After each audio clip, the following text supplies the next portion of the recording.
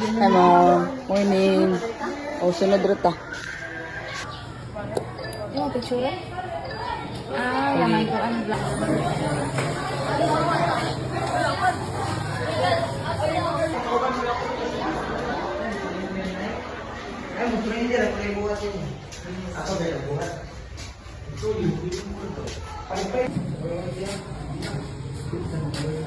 Good morning, good morning.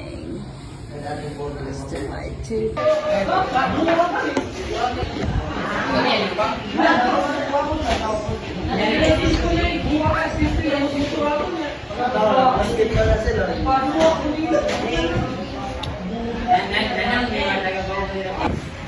Okay, everybody stand up. Let us pray. Anyone who can lead a prayer. Good morning, class. Good morning, Ma'am Miranda. It's nice to see you this morning. Please take your seats. Okay, I'll be checking your attendance. Say present as I call your name. Sean, Eric. I would like to inform you that tomorrow you are going to present the creative presentation during the time of Mabisang Komunikasyon at 2 to 3 in the afternoon. Yes, tomorrow. And time of effective com tomorrow, I will also give a quiz sa listening. Okay, for your assignment, listen to any dialogue. Listen lang mo.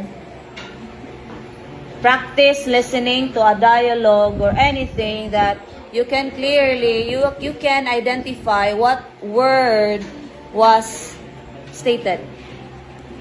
Okay? And then also, today, this time is intended for practice. So, I still give you time to practice. Again, take note, this morning is time for your practice.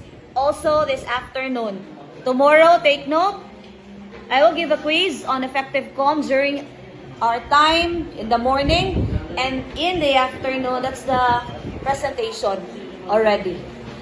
I've sent the rubric in our GC. Okay? Sige. You may now go to your group to practice. Good morning, Ma'am. Good morning, Ma'am.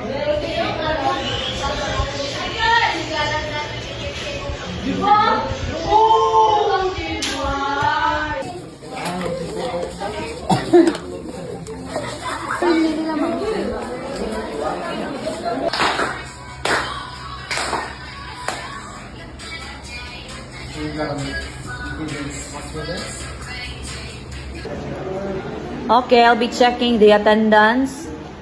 Asa di ang uban? Okay, sige. Say present as I call your name, Ninyo.